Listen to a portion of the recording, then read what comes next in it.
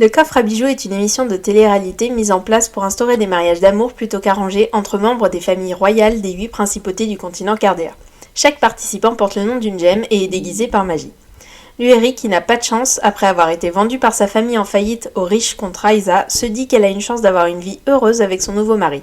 Mais elle déchante vite. Il est violent, mal élevé et n'a épousé Lueri que parce qu'elle était un peu jolie.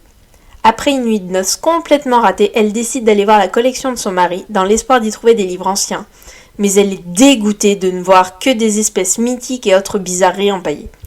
Désespérée, elle se rend sur le balcon et s'apprête à sauter lorsqu'elle reçoit un message pour participer au coffre à bijoux. Elle accepte, mais se demande pourquoi elle a été choisie, sachant qu'elle ne répond pas aux critères.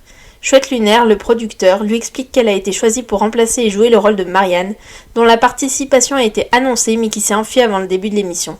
Elle accepte la proposition et participe alors en tant qu'obsidienne. Arrivera-t-elle à remplir sa mission en attendant le retour de Marianne ? Vous le saurez en lisant La mariée obsidienne, disponible sur Webtoon. Et si cette vidéo t'a plu, abonne-toi. Aujourd'hui, je vous présente les 3 animés que j'attends le plus en 2025. Dans le premier, on suit Coco, qui est une petite fille qui a toujours été fascinée par la magie, mais c'est un art que seuls les élus qui ont ce don dès la naissance peuvent pratiquer. Un jour, un sorcier du nom de Kiefré s'arrête dans son village, et Coco découvre alors que la magie n'est pas un don inné, mais qu'elle se dessine. Se remémorant un homme étrange croisé quelques années auparavant, qui lui avait donné une bouteille d'encre et un carnet à dessin, la jeune fille se rend compte qu'elle a peut-être le matériel qui peut faire d'elle une sorcière. Elle tente alors de dessiner un cercle, mais il s'agit en réalité d'un mauvais sort qui est lancé contre sa mère et son village. Sauvée par Kiefré, elle décide d'étudier la magie afin de pouvoir un jour conjurer le mauvais sort, même si elle devra braver les hautes instances de la magie et les ennemis tapis dans l'ombre. Le nom, c'est l'Atelier des sorciers. Dans le deuxième, pour bien comprendre les bases, je vais vous parler de Momotaro, un conte japonais. Pour faire court, c'est un jeune garçon qui naît dans une pêche et qui se baptise Momotaro. Il grandit et part combattre un Oni, un démon japonais. Si vous voulez les détails, je vous laisse regarder sur internet. Nous, on suit les aventures de Shiki, un ado obsédé par les armes à feu qui découvre qu'il est un Oni après avoir manqué de se faire tuer par un Momotaro, car la légende est vraie, et les descendants de l'Oni et de Momotaro se livrent une guerre sans pitié. Son père est un Momotaro qu'il a sauvé puis adopté enfant, révolté du sort que subissaient les bébés Oni pourtant innocents. Malheureusement, il meurt dans le combat l'opposant à l'assaillant, mais un Oni du nom de Mudano arrive en renfort et sauve Shiki. Il lui explique alors la situation, et Shiki décide de rejoindre la société Oni pour protéger les Oni avec ses nouveaux camarades. Le nom, c'est Togananki, et c'est une œuvre que je possède en manga et que j'aime énormément. On a ici un combat très nuancé sur le bien et le mal. Au final, la société Oni veut la paix, mais pas les Momotaro, censés représenter le bien, alors qu'ils massacrent les Oni qui vivent tranquilles, sans distinction. Je ne vais pas vous spoiler, mais les personnages sont attachants, les combats sont top, les évolutions de perso sont au rendez-vous, donc j'ai vraiment hâte de voir ce que ça va donner. Pour le troisième, j'en ai déjà parlé sur ma vidéo parlant des animés manga de danse, il s'agit de One Dance. On suit Kaboku, un lycéen timide qui fait la rencontre de Wanda, une fille qui danse sans se préoccuper du regard des autres. Fasciné, Kaboku va devenir ami avec elle et se mettre à la danse. Ensemble, ils rejoignent le club du lycée et apprennent les bases du hip-hop en vue de participer à un concours. Je n'attendais rien de ce manga, mais il s'est révélé être une pépite à mes yeux. Donc là encore, j'ai hâte de voir cet animé et l'animation des scènes de danse. Merci d'avoir regardé cette vidéo, et si le contenu t'a plu, abonne-toi. Kazuma est issu d'une longue lignée de maîtres du feu, mais qui malheureusement n'a aucun talent dans ce domaine. Chassé du clan par son père, il part à l'étranger où il réussit à maîtriser le vent suite à un contrat avec l'esprit du roi du vent. Quelques années plus tard, il retourne au Japon et est très vite mêlé à une puis plusieurs affaires où il devra faire équipe avec son frère Ren et sa cousine Ayano qui maîtrisent tous les deux le feu. C'est un animé qui commence à dater mais qui est exceptionnel. Et même si le synopsis vous donne pas forcément envie, franchement, allez-y, vous pouvez y aller, c'est top. Et le nom c'est Kaze no Stigma. Si la vidéo t'a plu, abonne-toi. Suite à un concours de circonstances, le héros de cette histoire, qui voulait pourtant faire profil bas, se voit endosser l'identité de Ludger Cherish, un noble déchu choisi pour enseigner dans la prestigieuse académie Seoren. Il se dit que cette identité est parfaite et compte disparaître avant de commencer le travail de professeur, mais le destin en décide autrement. Malheureusement pour notre héros, il se trouve que le vrai Ludger appartenait à une société secrète dont le but reste mystérieux.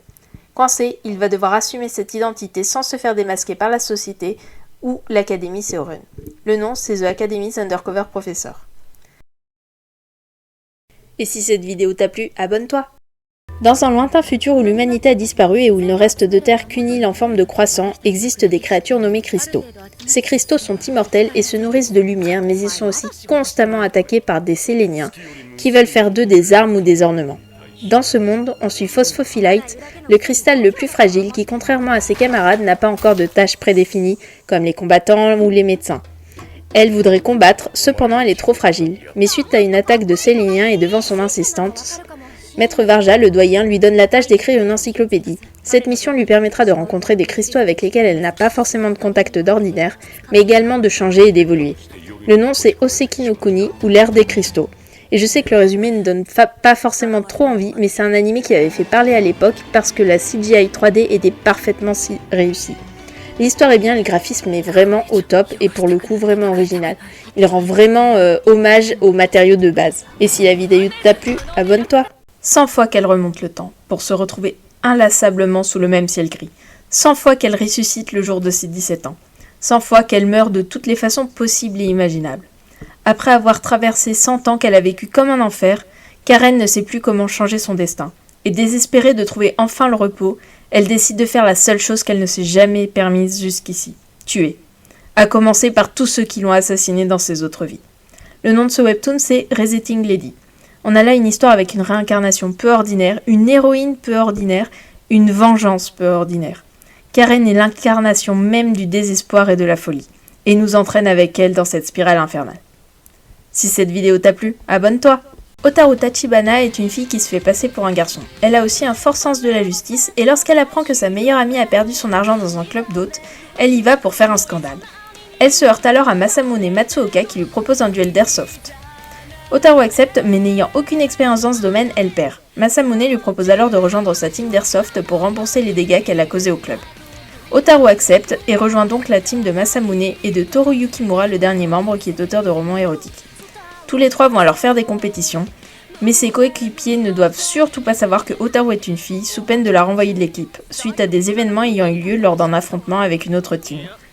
Le nom de l'anime c'est Aoharu Kikanju, c'est un anime drôle rythmé par les parties d'airsoft, et l'antagoniste, Midori, dont je n'ai pas parlé, est très charismatique, bien qu'un brin tordu. L'anime compte 12 épisodes plus un épisode spécial, et la version papier n'est malheureusement pas disponible en France. Si cette vidéo t'a plu, abonne-toi. Bonjour à tous, et aujourd'hui je vous présente deux animés et un webtoon sur le cyclisme.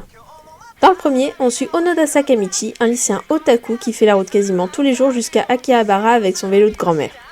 Il fait la rencontre d'Imaizumi en allant au lycée qui, intrigué, propose à Onoda de faire la course contre lui. Onoda accepte et suite à sa défaite va rejoindre le club de cyclisme de son lycée. Ensemble, avec les autres membres du club, ils vont s'entraîner afin de gagner une compétition en équipe. Plusieurs saisons à son actif, le nom c'est Yowamushi Pedal. Pour le webtoon, on suit Jaehyun, un lycéen premier de la classe à qui sa famille interdit de faire du vélo autrement que pour aller à l'école. La raison ? Son oncle qui était un champion s'est suicidé après avoir été faussement accusé de dopage. Cependant, Jaehyun est très doué et maîtrise plusieurs techniques. Minwoo, un de ses camarades, le remarque et lui propose de monter une team. Ils seront bientôt rejoints par d'autres membres et comptent bien remporter la compétition qui s'annonce. Le nom c'est Windbreaker et rien à voir avec son homonyme qui a fait parler de l'année dernière. Et derrière cette simple compétition de cyclisme se cache une intrigue plus poussée avec plusieurs histoires secondaires qui s'entrecroisent et vont barrer la route de nos héros. Pour le dernier, je vais parler d'Overdrive. On suit Shinozaki Mikoto, un lycéen timide et maladroit qui ne sait pas dans quel domaine il est doué. Lors d'une conversation avec Fukazawa, une de ses camarades dont il est amoureux, celle-ci lui demande de rejoindre le club de cyclisme. Il refuse tout d'abord en lui expliquant qu'il ne sait pas en faire, mais il va vite changer d'avis et se mettre à travailler d'arrache-pied pour cette nouvelle passion. L'intrigue met un peu de temps à démarrer, mais le rythme est bien et la comédie est au rendez-vous. C'est tout pour aujourd'hui, et si cette vidéo t'a plu, abonne-toi! Dans le webtoon que je vais vous présenter aujourd'hui, on a de tout. Une réincarnation, une régression, plus une réalité jeu vidéo. Notre héros se réveille dans le corps de Park Moon-dae, se rendant compte par la même occasion qu'il est remonté quelques années en arrière. Alors qu'il essaie de faire face à cette situation, il se retrouve aussi avec une fenêtre de statut et une quête, devenir idol en un an ou mourir. Il va alors tout faire pour réussir sa quête, à commencer par participer à un survival show dont le groupe final cartonnera dans le futur.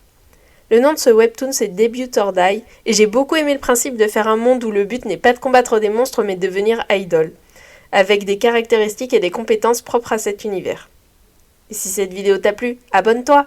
Hachika, ne supportant plus la pression des études, postule dans le lycée agricole Oezo pour pouvoir s'éloigner de ses parents et s'assurer d'être premier au classement des élèves qui pour la majorité ont leur destin tout tracé et devront reprendre l'entreprise familiale. Mais c'est sans compter les cours d'élevage, de gestion agricole qui vont mettre les nerfs d'Hachiken à rude épreuve parce qu'il est bien loin d'être un campagnard accompli. Il va donner son maximum pour apprendre, le tout accompagné de ses nouveaux amis. Il va faire évoluer sa mentalité et finalement se trouver un but. Le nom de cet animé c'est Silver Spoon et c'est un animé drôle avec des personnages attachants mais aussi intéressants car il nous apprend des choses sur la vie agricole. Et vous l'aurez peut-être deviné au graphisme, à moins que vous ne le sachiez déjà, mais le manga a été écrit par Hiromu Arakawa, l'auteur de Fullmetal Alchemist. Si cette vidéo vous a plu, abonnez-vous. Dans ce monde existent des psychers, des êtres descendants de l'enfant du jour et des vilains descendants de l'enfant de la nuit. Ils se haïssent et se combattent depuis l'ère mythique. Cassian est un psyker de classe supérieure, mais il se fait trahir alors qu'il tentait d'aider son ami Jeff. Il meurt et se réincarne dans le corps d'un lycéen qui se faisait harceler, grâce à Moros, une entité que lui a léguée Jeff. Ce lycéen s'avère être un vilain. Cassian a d'abord du mal avec cette idée, mais il s'adapte vite et décide de se servir de ses nouveaux pouvoirs pour se venger. Et dans sa quête de vengeance, Cassian va se faire des alliés puissants parmi les vilains qu'il va apprendre à connaître et découvrir qu'être un vilain ne fait pas de vous quelqu'un de malfaisant pour autant.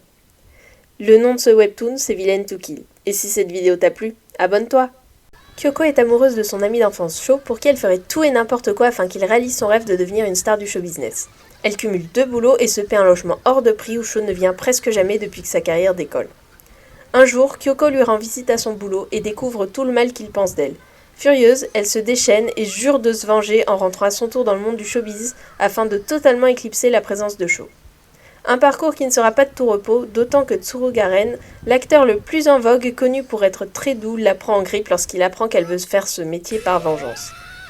Le nom, c'est Skip Beat, et là encore, l'animé qui commence à dater, mais est l'un de mes mangas de cœur. Kyoko est loin d'être gnangnante, elle est même complètement allumée dans son genre, ce qui donne lieu à des scènes hilarantes. Sans compter les personnages secondaires avec qui elle interagit, qui ne manquent jamais d'avoir des réactions intéressantes. Bref, foncez le voir de toute urgence, et si la vidéo vous a plu, abonnez-vous. Après être décédée des suites d'une maladie, notre héroïne se réincarne dans le corps d'Ariel, une vilaine dans le roman qu'elle était en train de lire. Cette dernière était obsédée par le duc Cédric Evans et s'est servie de sa position de parfumeuse de génie pour sortir avec lui en échange de lui procurer un parfum pouvant calmer ses crises de folie. Notre nouvelle Ariel, voulant éviter la fin tragique qu'aurait connue son personnage, décide de couper tout contact avec le duc et de se mettre activement à la création de parfums. Mais tout ne va pas se passer comme prévu, je vous laisse en témoigner. Le monstre est l'unique parfumeuse du tyran et je n'ai pas grand chose à dire si ce n'est que je trouve dommage de ne pas pouvoir sentir les parfums d'Ariel à travers l'écran. Si cette vidéo t'a plu, abonne-toi!